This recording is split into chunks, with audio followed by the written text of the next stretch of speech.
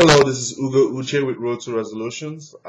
Very briefly, I like to talk about 10 strategies of what you would learn when you come in for depression treatment with Road to Resolutions. So, I'm going to get right to it. Number one, you will learn to start where you already are in your life. What that means is, when people recognize that they've hit a low, that their life has pretty much spiraled out of control and they want to address things and improve their life.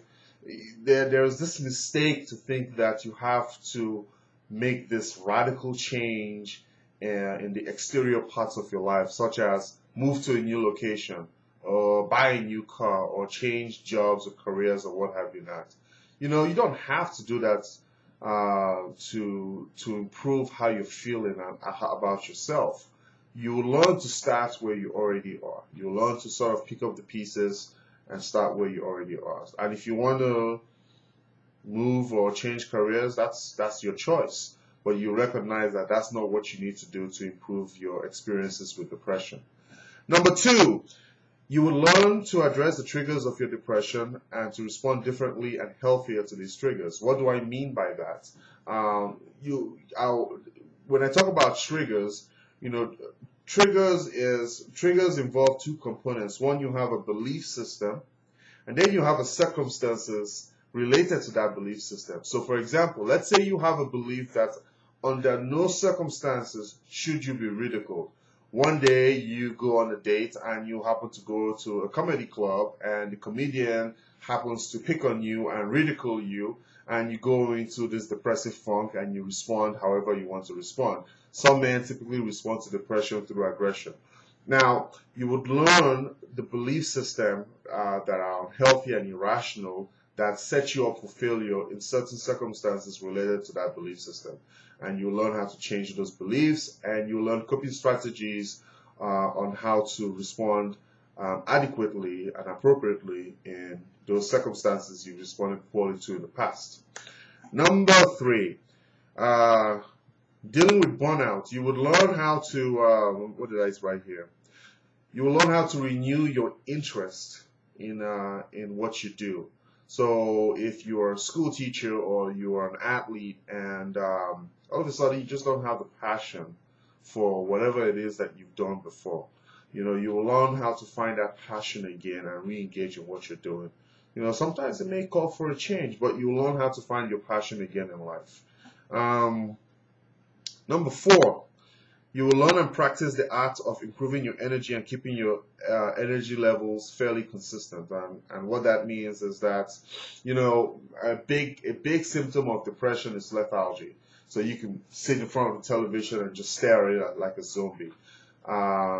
You will learn how to keep your energy levels up, and you will learn how to keep it fairly consistent, because all of us, we go through the ebbs and flows of life. We have our highs, we have our lows. With depression, your lows are really low, and so you sort of learn how to keep your energy levels fairly consistent so that you're being proactive in fulfilling your daily commitments. Number five, you'll learn how to put an end to unhealthy and prolonged isolation.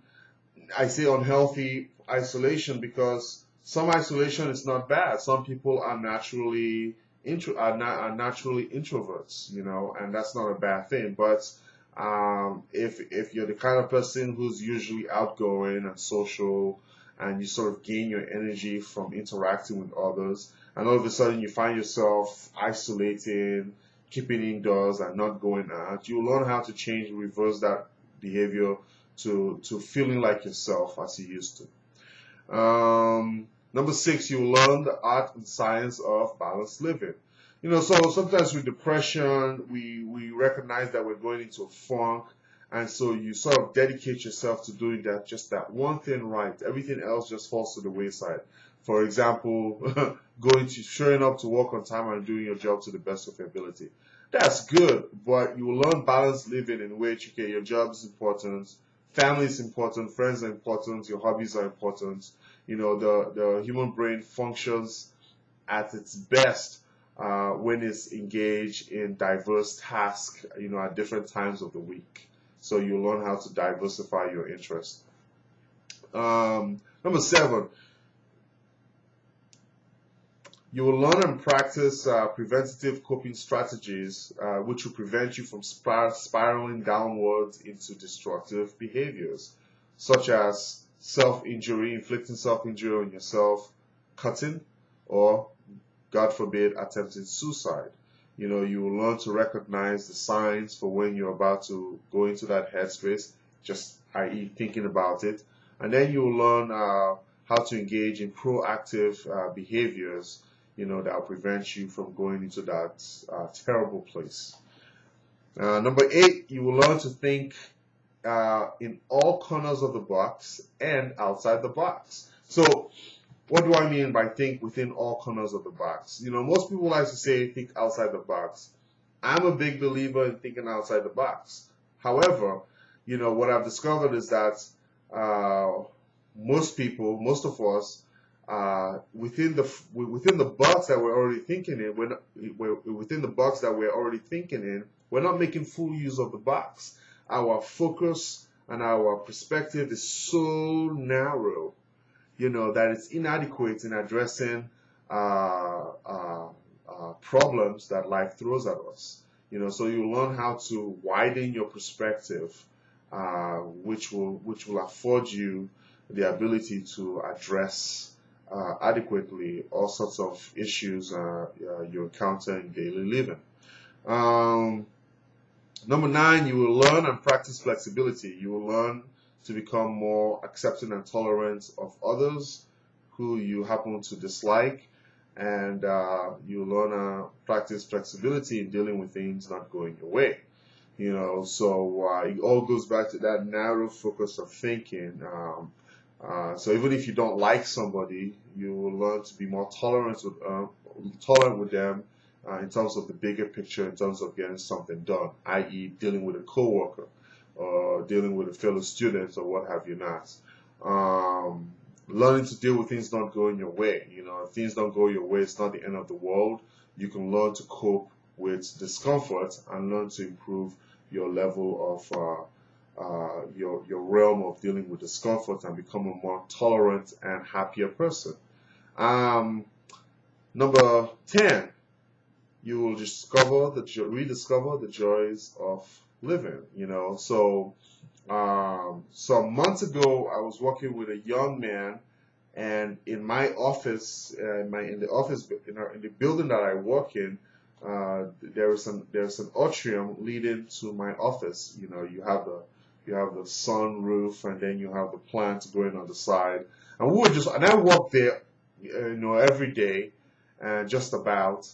And we were walking, and I noticed he wasn't following me. And I turned around, and he was admiring this nice, beautiful plant. And he was like, "Oh my God, this is so gorgeous."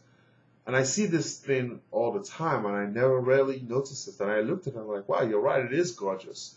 You know, so it goes without saying, learning to stop and smell the roses, learning to appreciate beauty in places we tend to overlook it. So, not to be too sappy or sentimental, but I believe you will learn the joys of healthy living is an important strategy towards overcoming depression.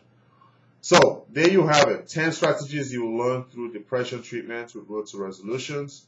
If you're interested, if you think we can work together, fill out the contact information, send me an email, and I will get right back with you. Take care, and thanks for stopping by.